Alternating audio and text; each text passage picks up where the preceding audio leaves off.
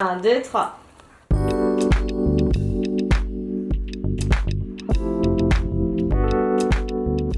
Alors, je m'appelle Mathilde Guillet, j'ai 35 ans, 2 enfants. Je vis à Massy en région parisienne et j'ai cofondé avec Mélissa Chalot les éditions Zèbre et Colibri.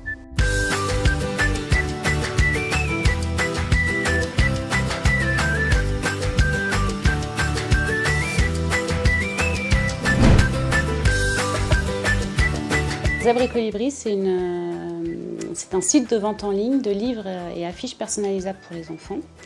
Donc, la personnalisation consiste à renseigner le prénom de l'enfant, à choisir un petit profil parmi tous ceux présentés sur le site, et l'enfant devient le héros de son livre. En fait, il a un livre à son effigie.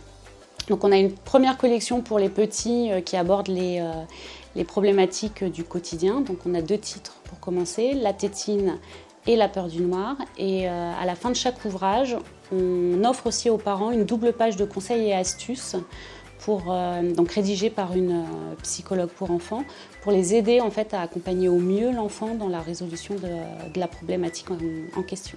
Et tous nos livres et toutes nos affiches sont imprimées en France.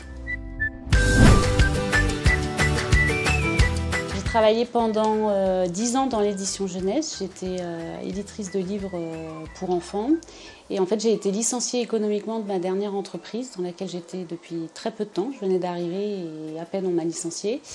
Donc en fait, je ne me voyais pas du tout revenir dans le salariat. Et je me suis rendu compte aussi que finalement j'aimais mon métier et que peut-être il fallait le faire autrement et être ma propre patronne. J'ai suivi donc 5 modules chez Créactif, la gestion financière, la gestion commerciale, choisir son statut et toutes les étapes de l'immatriculation, la création de site web et animer une équipe. Et sans Créactif, je pense que j'aurais fait demi-tour, que j'aurais fini par retourner dans le salariat parce que vraiment on est entouré de gens qui ont créé leur entreprise, des gens qui sont sur le point de créer leur entreprise, et donc on est vraiment dans une émulation.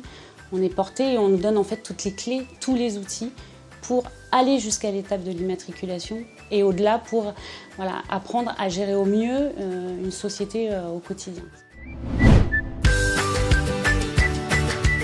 Bien travailler son business plan pour avoir en fait toujours une feuille de route et garder un cap. Et une fois qu'on a créé la société, je dirais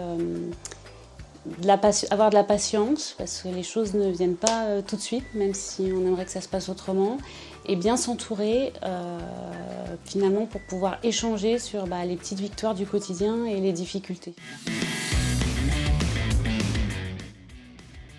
Entrepreneur. Associé.